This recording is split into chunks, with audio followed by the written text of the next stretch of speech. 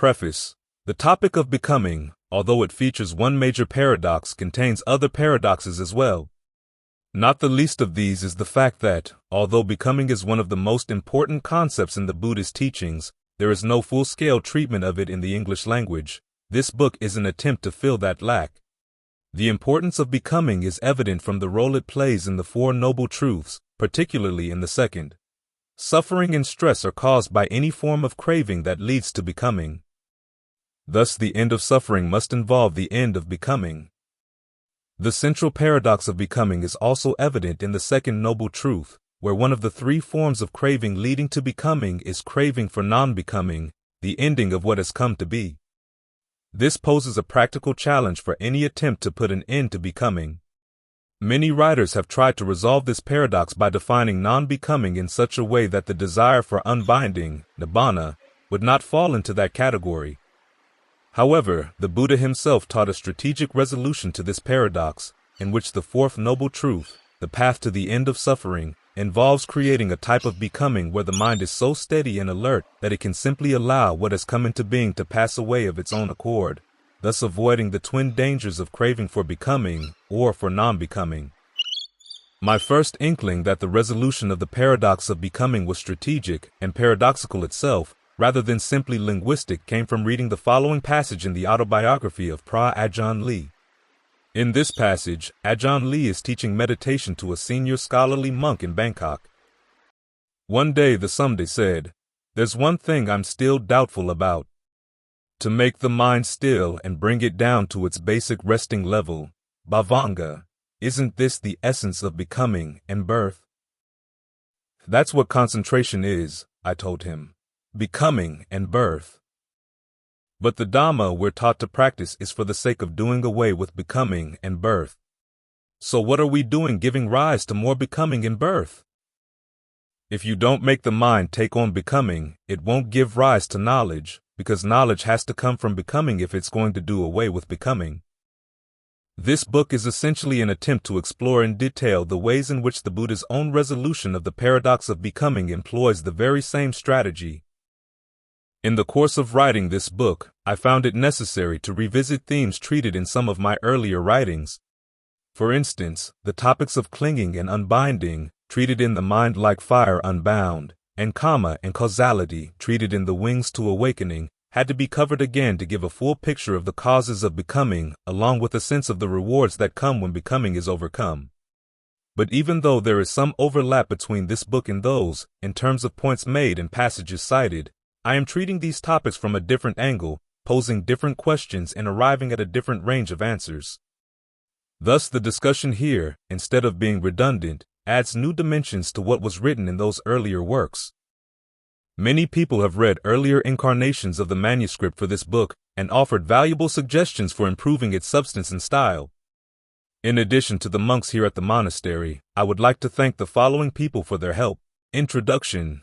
We live in the same world, but in different worlds. The differences come partly from our living in different places.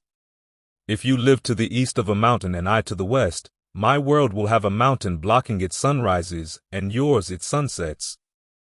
But, depending on what we want out of the world, our worlds can also differ even when we stand in the same place. A painter, a skier, and a miner looking at a mountain from the same side will see different mountains. Our worlds are also different in the sense that each person can move from one world to another, sometimes very quickly, over time. If you're a painter, a skier, and a miner, you will see the same mountain in different ways depending on what you want from it at any given moment: beauty, adventure, or wealth.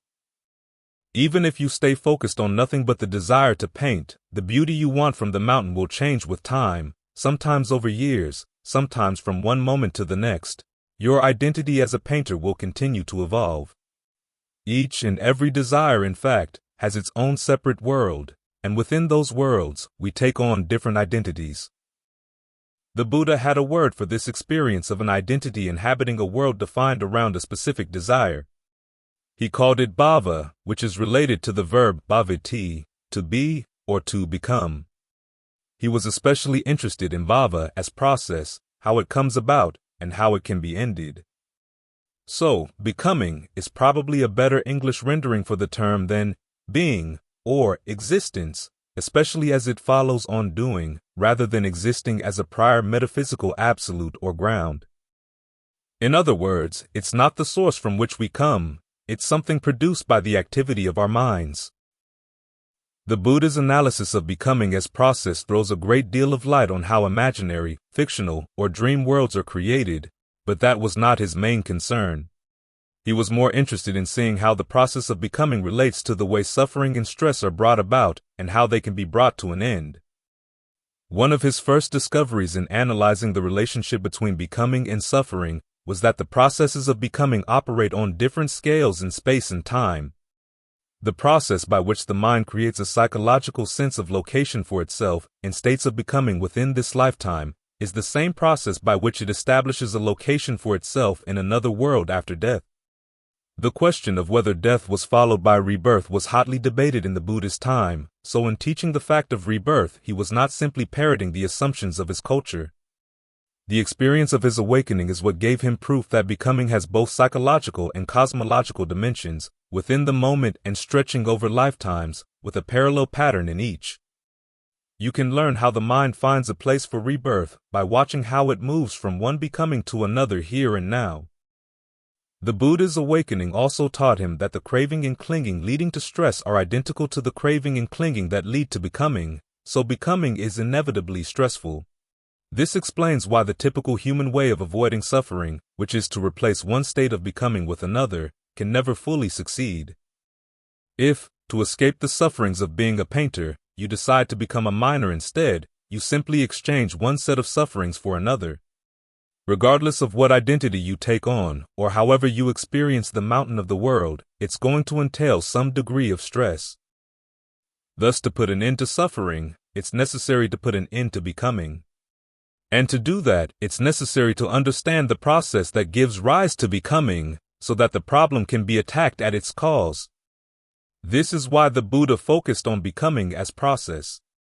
And he found that the process has three components, which he likened to the act of planting a seed in a field. The field stands for the range of possibilities offered by past and present karma. The seed stands for consciousness, together with other karmic factors that nourish it.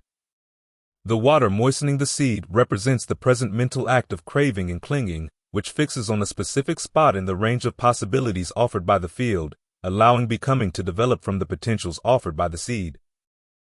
This is where the Buddha ran into the central paradox of becoming, because the craving and clinging that provide the moisture do not have to delight in the field or the resultant becoming in order to bear fruit. If the mind fastens on a particular set of possibilities with the aim of changing or obliterating them, that acts as moisture for a state of becoming as well. Thus, the desire to put an end to becoming produces a new state of becoming. Because any desire that produces becoming also produces suffering, the Buddha was faced with a strategic challenge: how to put an end to suffering when the desire to put an end to suffering would lead to renewed suffering.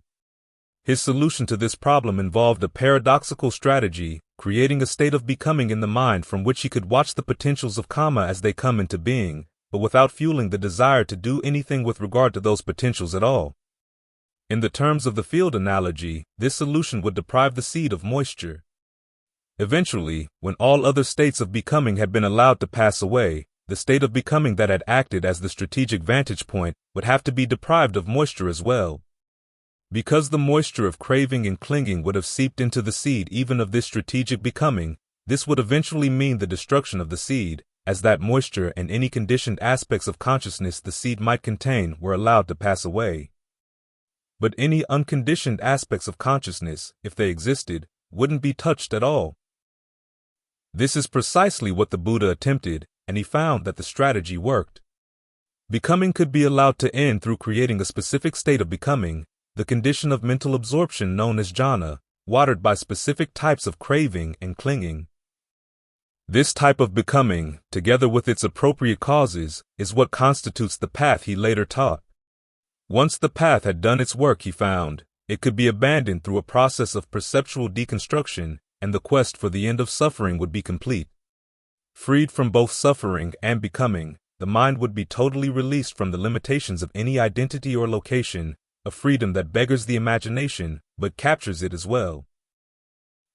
This book is an attempt to analyze the Buddhist teachings on becoming, and in particular to probe the paradox of becoming and the Buddhist paradoxical strategy in response to it. It is organized as follows. The first chapter explores two stories illustrating the process of becoming in both its psychological and cosmological dimensions, providing a broad sketch of the role played by past and present karma in bringing it about. The second chapter explores two versions of the field analogy, showing how they throw light on the broad sketch provided in Chapter 1, and in particular on the way in which craving and clinging provide the sense of location, the there, at the center of any state of becoming. The third chapter explores the three levels of karma pertaining to sensuality, form, and formlessness that provide openings for the three levels of becoming, both now and in future lifetimes. The fourth chapter explores the four types of clinging, to sensuality, to views, to habits and practices, and to doctrines of self, again showing the consequences of these forms of clinging both now and after death. It also shows how all forms of clinging are based on clinging to a view, anticipating the results of clinging, and how they also involve, explicitly or implicitly, attachment to certain habits and practices, together with doctrines of the self. The fact that every form of clinging incorporates these three types explains why the state of becoming that constitutes the path depends on these three types of clinging as well. The fifth chapter explores three modes of practice taught in the Buddhist time that were unsuccessful in putting an end to becoming because they were based on an incomplete understanding of clinging. The sixth chapter then explores the Buddhist path as an attempt to create a state of becoming that allows for the mind to view what has come to be simply as it has come to be, without watering the desire either to destroy it or to turn it into a further state of becoming. The first part of this chapter focuses on why jhāna, a strong meditative absorption free of sensuality, is the state of becoming suited to this task. The second part focuses on the types of perception used to undercut all clinging, even to the path itself. The final chapter focuses on passages from the canon describing the experience of a person who has gone beyond all the limitations of becoming to a freedom totally beyond identity and location. In presenting this material, I have included many passages from the Pali Canon so as to provide direct access to the words of the Buddha and his awakened disciples. 7 passages in particular have provided the framework for the discussion. To keep them from getting lost in the plethora of other quotations, and to help the reader keep their importance in mind, I am giving them here. The book as a whole can be understood as an exploration of the first passage, with the remaining 6 passages providing guidance in the quest to make the hints given in the first passage clear. The first passage, excerpts from the Buddha's first sermon, sets out the general terms of the thesis. The second noble truth states the paradox of becoming. The duty appropriate to the fourth noble truth hints at the Buddha's paradoxical strategy in finding a path around the original paradox, and his claim to awakening hints at the type of knowledge beyond becoming and non-becoming that the path allows. To expand on these points, the second and third passages give the 2 versions of the field analogy with which the Buddha explains the process of becoming, with the second passage also delineating the 3 levels on which becoming can take place. The fourth passage sets forth in more detail the strategy by which one can put an end to becoming without falling into the trap of craving either becoming or non-becoming. The fifth passage points to the paradoxical element in the strategy, the state of becoming, concentration, that has to be developed for the strategy to function. The sixth passage details the mode of perception, the highest form of right view, freed from thoughts of being and non-being, that, based on concentration, carries through with the strategy. Finally, the seventh passage offers an analogy for understanding consciousness, freed from the limitations of becoming, after the Buddhist strategy has done its work. Section 1. And this, monks, is the noble truth of the origination of stress, the craving that makes for renewed becoming, bhava, accompanied by passion and delight, relishing now here and now there, i.e., craving for sensuality, craving for becoming, craving for non-becoming. Vision arose, insight arose, discernment arose, knowledge arose, illumination arose within me with regard to things never heard before. This is the noble truth of the way of practice leading to the cessation of stress. This noble truth of the way of practice leading to the cessation of stress is to be developed. Bhavatabha. This noble truth of the way of practice leading to the cessation of stress has been developed. As soon as this, my 3-round, 12-permutation knowledge and vision concerning these 4 noble truths as they have come to be, Buddha, was truly pure, then I did claim to have directly awakened to the right self-awakening unexcelled in the cosmos, with its devas, maras, and brahmas, with its contemplatives and priests, its royalty and common folk. Knowledge and vision arose in me. Unprovoked is my release. This is the last birth. There is now no further becoming. SN 56:11, Section 2. Then. Ananda. This word, becoming, to what extent is there becoming? The Buddha.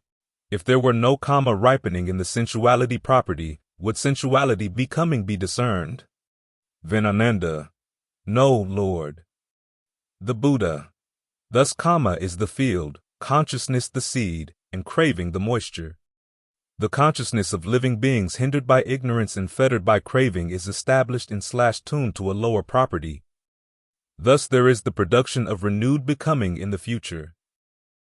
If there were no karma ripening in the form property, would form becoming be discerned? Then Ananda. No, Lord. The Buddha. Thus karma is the field, consciousness the seed, and craving the moisture. The consciousness of living beings hindered by ignorance and fettered by craving is established and tuned to a middling property. Thus there is the production of renewed becoming in the future. If there were no karma ripening in the formless property, would formless becoming be discerned? Then Ananda. No, Lord. The Buddha. Thus karma is the field, consciousness the seed, and craving the moisture. The consciousness of living beings hindered by ignorance and fettered by craving is established and tuned to a refined property. Thus there is the production of renewed becoming in the future. This is how there is becoming. And 376. Section 3. Like the earth property, monks, is how the 4 standing spots for consciousness should be seen. Like the liquid property is how delight and passion should be seen. Like the 5 means of plant propagation is how consciousness together with its nutriment should be seen. Should consciousness, when standing, stand attached to form, supported by form as its object, landing on form, watered with delight, it would exhibit growth, increase, and proliferation. Should consciousness, when standing, stand attached to feeling, supported by feeling as its object, landing on feeling, watered with delight, it would exhibit growth, increase, and proliferation. Should consciousness, when standing, stand attached to perception, supported by perception as its object, landing on perception, watered with delight, it would exhibit growth, increase, and proliferation.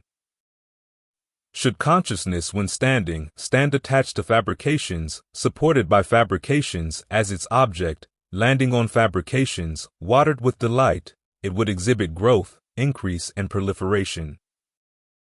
Were someone to say, I will describe a coming, a going, a passing away, an arising, a growth, an increase, or a proliferation of consciousness apart from form, from feeling, from perception, from fabrications, that would be impossible. SN 2254, Section 4.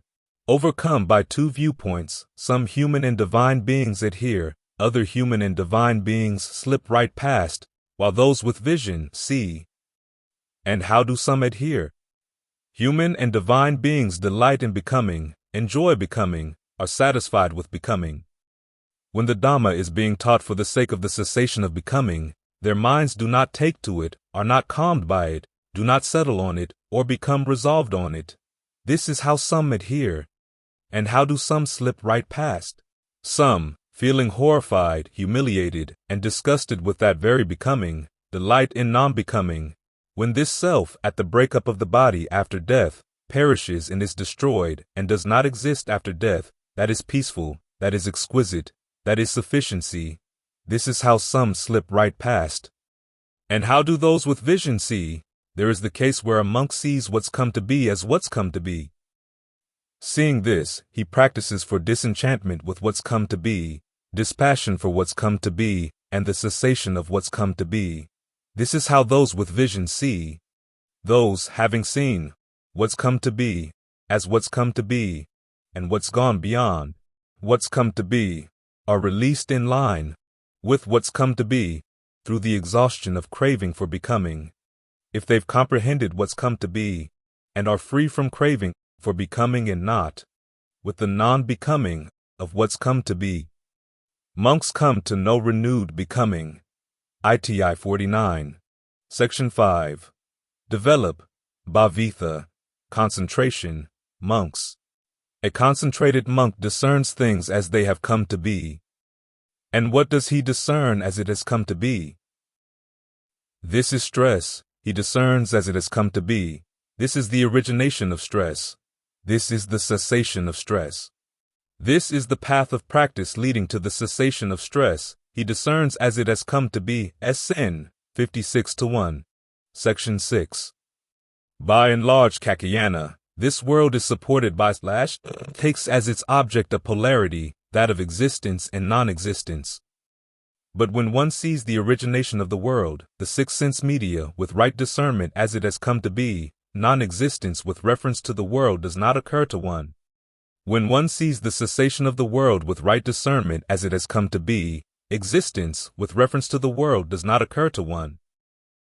By and large, Kakayana, this world is in bondage to attachments, clingings, and biases. But one such as this does not get involved with or cling to these attachments, clingings, fixations of awareness, biases, or obsessions, nor is he resolved on myself. He has no uncertainty or doubt that mere stress, when arising, is arising, stress, when passing away, is passing away. In this, his knowledge is independent of others. It's to this extent, Kakayana, that there is right view. SN 12-15. Section 7. Where there is no passion for the nutriment of physical food, where there is no delight, no craving, then consciousness does not land there or grow. Where consciousness does not land or grow, name and form does not alight. Where name and form does not alight, there is no growth of fabrications. Where there is no growth of fabrications, there is no production of renewed becoming in the future. Where there is no production of renewed becoming in the future, there is no future birth, aging, and death. That, I tell you, has no sorrow, affliction, or despair. Similarly, with the nutriment of contact, intellectual intention, and consciousness. Just as if there were a roofed house or a roofed hall having windows on the north, the south, or the east. When the sun rises and a ray has entered by way of the window, where does it land? On the western wall, Lord. And if there is no western wall, where does it land? On the ground, Lord. And if there is no ground, where does it land? On the water, Lord. And if there is no water, where does it land? It does not land, Lord. In the same way, where there is no passion for the nutriment of physical food, contact, intellectual intention, consciousness, where there is no delight, no craving, then consciousness does not land there or grow. Where consciousness does not land or grow, name and form does not alight. Where name and form does not alight, there is no growth of fabrications. Where there is no growth of fabrications, there is no production of renewed becoming in the future. Where there is no production of renewed becoming in the future, there is no future birth, aging, and death. That, I tell you, has no sorrow, affliction, or despair. SN 1264. Chapter 1, 2 Stories. In his first sermon, the Buddha begins his definition of the cause of stress and suffering with the phrase, the craving that leads to renewed bhava. He ends his description of the fruits of his awakening with the realization, there is now no renewed bhava. These two statements show clearly that the concept of bhava is central to an understanding of suffering, its cause, and its cessation. And as we will see, it also plays a crucial role in the path to the cessation of stress and suffering. This means that it is central to all four of the Four Noble Truths, truths lying at the heart of the Buddhist teaching as a whole. Yet the Buddha never gives an essential definition of what the word bhava means, so an understanding has to be pieced together from the way he uses it in his teachings. Any Pali dictionary will show that bhava is related to the verb bhavati, which means to be or to become. This is why bhava is often translated as being or becoming. But to see what kind of being or becoming is meant by the word, we have to look at it in context. Bhava is included in a variety of lists describing mental states that an arahant, a fully awakened person, has overcome. Thus it is one of the 3 asavas or effluents, one of the 4 oas or floods, one of the 4 yogas or burdens, and one of the 7 anasayas or obsessions. Although it does not occur in the standard list of 10 sanyayanas or fetters, a standard formula describing the arahant states that he or she has destroyed the fetter of becoming. Although these lists clearly indicate that bhava is regarded as something negative that has to be overcome for the sake of awakening, they give no idea of what the term actually means. For that, we have to look at a passage describing bhava in action. And the primary teaching supplying this context is Dependent Co-arising, the Buddha's most complete description of the factors leading to suffering and stress, see Appendix I. There, bhava is conditioned by craving and clinging. It acts as a condition for birth, which is followed by aging, illness, and death. 2 points stand out here. First, bhava is not being in the sense of a primary metaphysical absolute. Instead, it is part of an ongoing, dynamic process, something produced repeatedly in a complex network of cause and effect, what SN 312 calls the stream of bhava. It's a type of being that follows on doing, a doing in anticipation of what will become. For this reason, in choosing an English equivalent for bhava, becoming seems more appropriate than being, in that it better captures bhava's conditioned, purposeful, dynamic nature. Second, becoming acts as a transition point between 2 contexts in the stream of conditions leading to suffering. It is conditioned by such purely psychological factors as craving and clinging, and yet it provides the locus for processes that occur both on the psychological and cosmological level: birth, aging, illness, and death. In fact, one of the distinctive features of the Buddha's use of the notion of becoming is the ease with which he shifts the context of the term from the cosmological to the psychological and back. The reasons for this dual context are illustrated by 2 incidents from his accounts of how the cosmos evolves. Although the Buddha famously said, SN 2286, that all he taught was suffering and the end of suffering, the Pali discourses occasionally portray him as using cosmological accounts to illustrate the underlying psychology of how suffering comes about and how it can be brought to an end. The accounts differ in their details, but the differences can be explained by the fact that the Buddha nowhere gives a master narrative on the origin of the cosmos. He always depicts the cosmos as a work in progress, showing how it develops not from the decisions of a single creator, but from the independent decisions of all the beings inhabiting it. Thus, he is free to choose from many diverse, sometimes simultaneous, storylines to teach different lessons. Still, his accounts share a common framework. The cosmos goes through repeated cycles of evolution or expansion, and devolution or contraction. The dual nature of becoming, both psychological and cosmological, appears clearly in 2 accounts that focus on how, after a period of contraction, the cosmos begins to evolve again. The first account, told to explain how the idea of a creator God was first conceived, illustrates the change in becoming that occurs when a being leaves one level of the cosmos and reappears in another. There ultimately comes a time when, with the passing of a long stretch of time, this world devolves. When the world is devolving, beings for the most part head toward the radiant Brahmas. There they stay, mind-made, feeding on rapture, self-luminous, coursing through the air, established in beauty for a long stretch of time. Then there ultimately comes a time when, with the passing of a long stretch of time, this world evolves. When the world is evolving, an empty Brahma palace appears. Then a certain being, from the exhaustion of his lifespan or the exhaustion of his merit, falls from the company of the radiant and rearises in the empty Brahma palace. And there he still stays mind-made, feeding on rapture, self-luminous, coursing through the air, established in beauty for a long stretch of time. After dwelling there alone for a long time, he experiences displeasure and agitation. Oh, if only other beings would come to this world. Then other beings, through the ending of their lifespan or the ending of their merit, fall from the company of the radiant and reappear in the Brahma palace in the company of that being. And there they still stay mind-made, feeding on rapture, self-luminous, coursing through the air, established in beauty for a long stretch of time. Then the thought occurred to the being who reappeared first. I am Brahma, the great Brahma, the conqueror, the unconquered, the all-seeing, all-powerful, the sovereign Lord, the maker, creator, chief, appointer, and ruler, father of all that have been and shall be. These beings were created by me. Why is that? First the thought occurred to me, oh, if only other beings would come to this world. And thus my direction of will brought these beings to this world. As for the beings who reappear later, this thought occurred to them. This is Brahma, father of all that have been and shall be.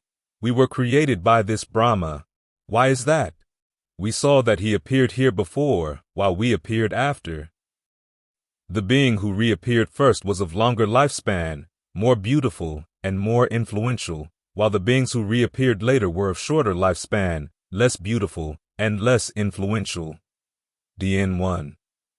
Here a change in becoming happens because of the exhaustion of old karma, in this case the meritorious karma that kept these beings in the company of the radiant. However, present karma also plays a role in the shift from one lifetime to the next, in that one must cling to craving to make the shift. When a being sets this body aside and has not yet attained another body, I say that it is craving sustained. Craving vaka is its sustenance at that time. Ascend 44-9. In addition, a change in becoming also occurs after the new lifetime has begun.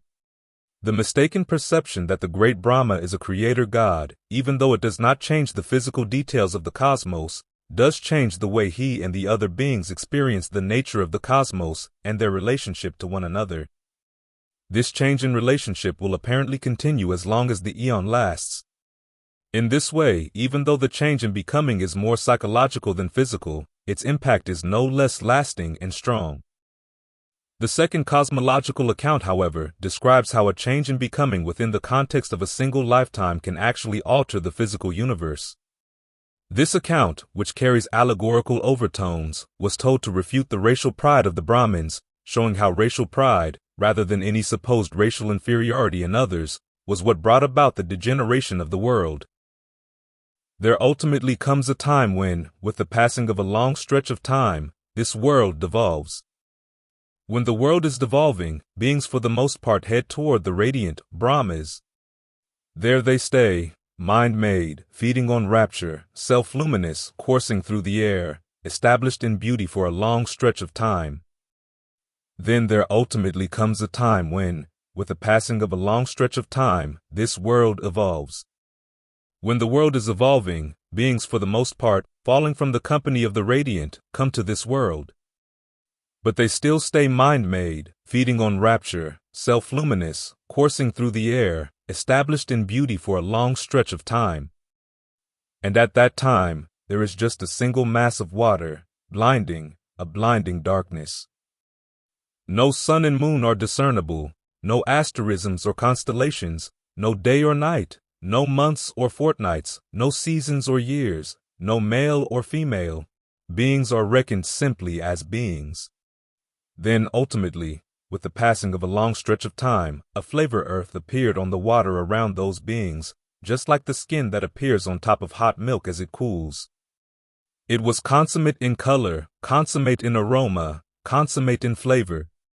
Just like consummate ghee, consummate butter, such was its color. Just like pure wild honey, such was its taste. Then a certain being of wanton nature, thinking, now what might this be, tasted the flavor earth with his finger. On tasting the flavor earth with his finger, he became enamored and his craving alighted. Then other beings, following his example, tasted the flavor earth with their fingers. On tasting the flavor earth with their fingers, they became enamored and their craving alighted. So those beings attacked the flavor earth, tearing it to pieces with their hands to eat it. When they attacked the flavor earth, tearing it to pieces with their hands to eat it, their self-luminosity vanished. With the vanishing of their self-luminosity, the sun and moon appeared. With the appearing of the sun and moon, the asterisms and constellations appeared. With the appearing of the asterisms and constellations, day and night appeared. With the appearing of day and night, seasons and years appeared, and to this extent did this world evolve again.